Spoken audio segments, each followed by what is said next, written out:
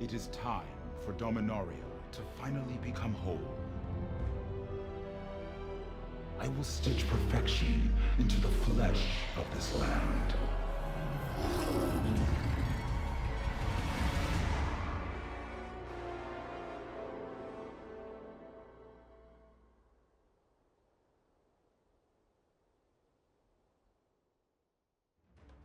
Bonjour à toutes et à tous, et bienvenue chez les Chroniques du Commandeur.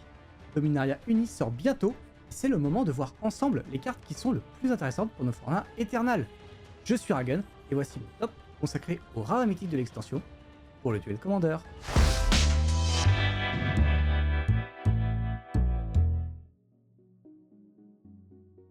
Dominaria est une extension qui plaira à tous les niveaux de jeu et à tous les formats. Wizards a fait fort avec cette extension, comme son nom l'indique, veut rassembler plusieurs choses pour plaire à tout le monde. L'exemple le plus marquant est peut-être la Liliana du Voile, très populaire à une époque en moderne et qui va peut-être devenir une bonne base pour les jeux axés noirs en pionnière. D'autres cartes très intéressantes comme le nouveau cycle des seigneurs vont faire plaisir à beaucoup de monde en standard, en legacy même, et surtout en duel commandeur. Parmi ce cycle de 5 couleurs, je retiens particulièrement le seigneur vert qui nous fera piocher au lancement de nos elfes, le rouge pour potentiellement avec des pioches virtuelles en jouant des gobelins depuis le dessus de notre bibliothèque, et le seigneur ondin, qui nous permet de contrecarrer des sorts en sacrifiant des ondins justement. Les deux autres seigneurs sont très forts également, mais ils nécessitent beaucoup de mana pour activer leur seconde capacité. Il sera rare d'avoir 5 mana à disposition pour utiliser pleinement les seigneurs à leur plein potentiel.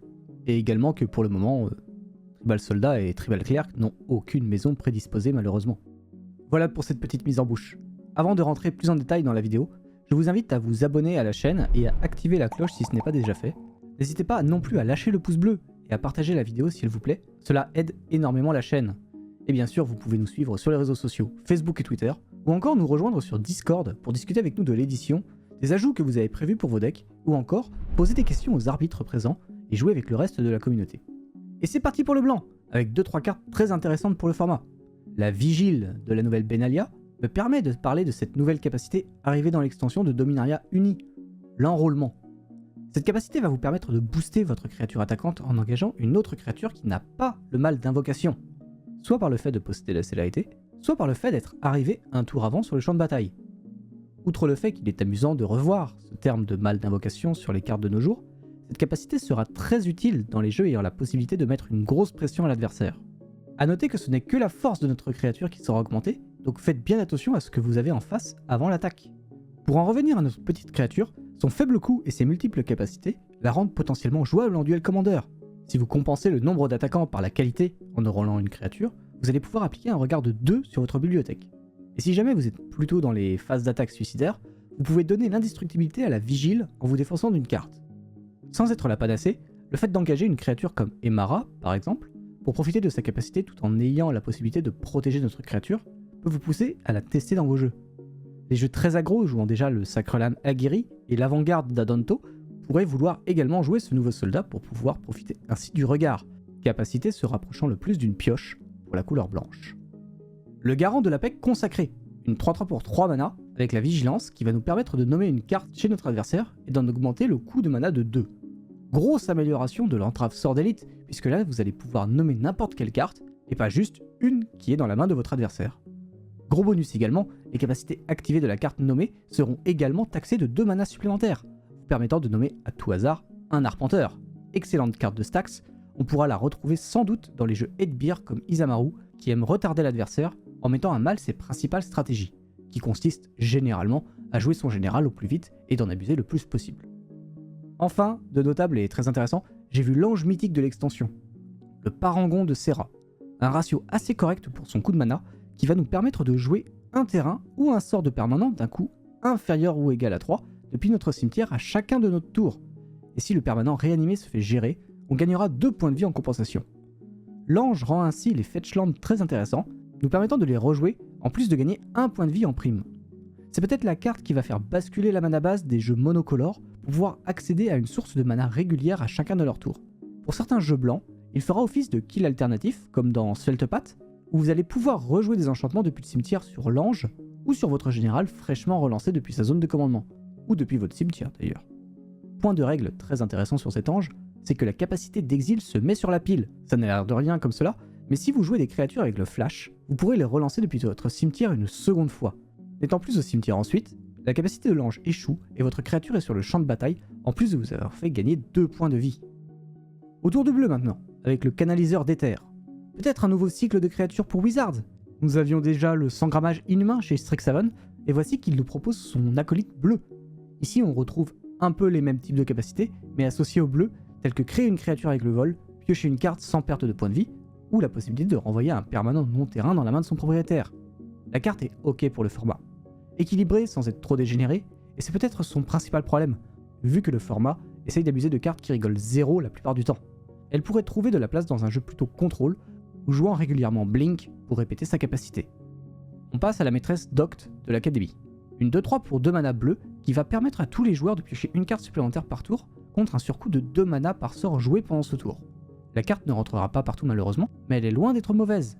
Octavia est l'une des maisons qui l'accueillera à bras ouverts, vu la quantité de cantrips en éphémère que le pack joue en temps normal. Je pense que la carte verra le jour dans des jeux mono-bleu ou bicolore type bleu-rouge qui abusent de sorts ou d'autres jeux très contrôle. On peut aussi y voir une manière de lock les sorts de l'adversaire pendant un tour, voire davantage, si l'avarice de celui-ci est un petit peu trop grande. Le Djinn hautain se pose assez confortablement dans le format. Une défense assez solide, une force de frappe qui évolue au fil de la partie, et en prime de tout cela, il réduit le coût de nos éphémères et de rituels de 1. Toujours très intéressant dans les jeux monocolores type Octavia ou la puce de réalité par exemple. Peut-être également dans un jeu contrôle, jouant 10 à 15 créatures et pouvant servir de finisher de par sa capacité d'évasion qui lui permet d'aller au-delà de la plupart des créatures du format. La comparaison la plus évidente est avec Baral pour sa réduction de coût. A voir suivant les stratégies ce que vous préférez et comment se curve votre général avec cette nouvelle créature. Pour le noir, on va commencer en douceur avec l'homme corbeau, l'homme mystérieux qui transforma Liliana, la planeswalker que nous connaissons aujourd'hui. Et bon, il est pas terrible. Très déçu du résultat proposé par Wizards personnellement sur un personnage aussi iconique dans le lore des planeswalkers. Ceci dit, certains decks ne cracheront pas dessus. Pour rappel, nous avons là une 2-1 pour 2 avec un effet statique qui se jouera à chaque étape de fin sous la forme de corbeau 1-1 vol si le joueur s'est défaussé d'une carte pendant le tour. Le problème réside ici dans sa faible défense qui en fait un très mauvais bloqueur et un producteur de jetons très situationnel, d'autant qu'en plus les jetons ne peuvent pas bloquer. Je vois bien des jeux comme Croxa, voire Raffine peut-être. Tiny Bones, bien sûr, qui propose un effet similaire en remplaçant les corbeaux par de la pioche, semble également avoir une très bonne carte pour sa maison. La carte est très intéressante, mais pas assez versatile à mon goût pour le format, et vu que les corbeaux ne bloquent pas... La Reine de la Forteresse, jouable uniquement à partir d'un général ayant 3 couleurs, mais qui nous propose de regagner pas mal de points de vie avec le coup du kick. Sa capacité principale n'est pas moins qu'un effet d'obscur confident, déjà joué dans plusieurs jeux justement. En général, on va préférer ce dernier, car c'est une créature, et donc plus facilement gérable si on commence à être un petit peu trop bas en points de vie, mais cet enchantement a le bon goût de coûter exactement le même prix que le confident, et en prime, il nous fait regagner presque un tiers de nos points de vie, ce qui est loin d'être négligeable. Peut-être des jeux plutôt mid-range et qui manqueraient de pioche. Les couleurs s'y prêtent bien en tout cas. Pas de bleu ni de rouge dans le coup de la carte, et le noir n'a pas forcément de bons piocheurs à cause des pertes de points de vie que ce genre d'effet engendre habituellement. Je vais finir le noir avec Sholdred l'Apocalypse, un bon body 4-5 pour 4 avec le contact mortel en capacité d'évasion, couplé à cela de 2 capacités déclenchées qui sont vraiment pas horribles, puisque nous avons là un très bon moyen de gagner du point de vie en piochant, et notre adversaire en perdra sur sa pioche à lui. On peut déjà lui trouver un petit combo infini avec la maîtrise de la liche, qui va vous permettre de piocher tout votre deck sans perdre la partie. Trop faible pour occuper la place d'un général à elle toute seule, elle sera très bien parmi les 99 de votre deck en impactant fortement la partie dès son arrivée en jeu. En rouge, j'ai repéré Squee, monarque douteux. Le retour du gobelin indestructible qui visiblement est devenu très tyrannique dans le lore d'après l'illustration. C'est une 2-2 pour 3 avec la célérité qui pose un jeton en attaque et qui pour 4 mana et 4 cartes dans le cimetière peut se jouer depuis le cimetière. Encore un gobelin qui fait arriver d'autres gobelins en attaque avec lui. Peut-être le moins fort des 3 existants, mais sa capacité récursive en fait une jolie créature pouvant revenir en late game et finir l'adversaire.